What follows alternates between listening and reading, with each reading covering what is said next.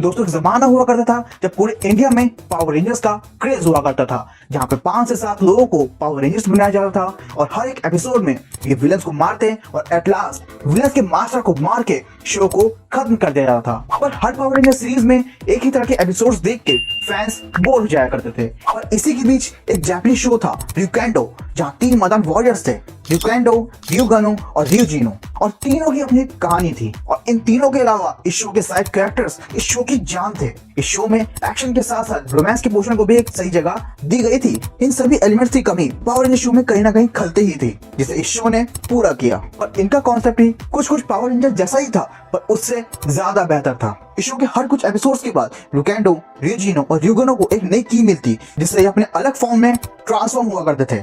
और इसके साथ ही उनको एक ज़ू मिलता था।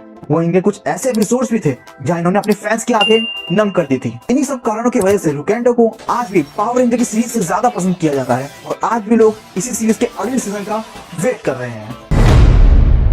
क्या हो अगर मैं कहूं कि सुपर सेंटाई, पावर रेंजर्स या फिर ryukendo, इन सब का जो बेसिक कॉन्सेप्ट है वो स्पाइडरमैन से लिया गया है। पूरी बात जानने से पहले मैं चाहूंगा तुम इस चैनल को सब्सक्राइब कर लो। अच्छा, तुम्हें मेगाजॉर्ड तो याद होंगे ही, जो पावर रेंजर के हर एक एपिसोड में दिखाए जाते थे। पता है कि टेलीविजन पर जो सबसे पहला मेगाजॉर्ड दिखाया गया था वो किसी माइटी मॉर्फिन पावर रेंजर्स या सुपर सेंटाई में नहीं, बल्कि मार्वल के जापानीज स्पाइडरमैन जो कि 1978 में आया करता था, उसमें दिखाया गया था। स्पाइडरमैन के इस मेगाजॉर्ड का नाम था मार्वेलर।